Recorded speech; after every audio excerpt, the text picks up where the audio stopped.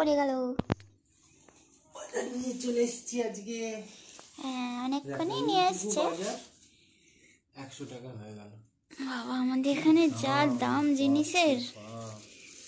এটা 15 টাকা 100। আচ্ছা, এই কটাই নিয়েছি। ধনেপাতা ফ্রিতে দেয়, বলছে এখন হবে না এত দাম, লাস্টে 10 টাকা সবে উঠেছে না ওর জন্য। শসা দুটো 30 টাকা, 100 টাকা কিলো। বাপরে বাপ, ভাবো আমাদের কত কত শসা আসে। 80 টাকা কিলো। সিম মানে গুনে গুনে 10টা নিলাম, 100 টাকা কিলো। 10টা সিম। কি দাম! হ্যাঁ, ফুলকপি নাওনি? ফুলকপি না, কেন? ফুলকপি 20 টাকা পিস। 20 টাকা পিস না 30 টাকা পিস? 30 টাকা পিস, সরি 30 টাকা। দেশিটা 30 টাকা।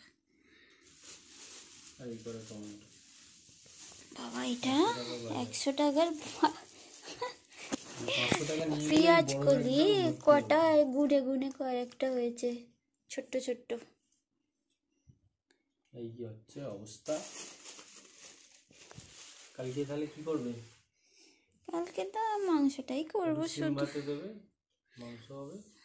আর বেগুন, এই বেগুনটা ছোট বেগুন নয়, সেই এরকম সাইজের বড় বেগুনগুলো যখন বেগুন পোড়া। আর একটু সময় যাক, তখন একটু হয়তো কমবে। আমাদের এখানে তো অত দাম কমে না, একটুখানি সামান্য কমে, মানে পুরোপুরি শীতটা পড়লে। তখন এই 50 টাকা 60 টাকায় আসবে। না, কাল শুধু আমি মাংস ভাতি করবো, একসাথে সব খেয়ে ফেললে হবে না। থাক, আস্তে আস্তে সব করবো। চলো।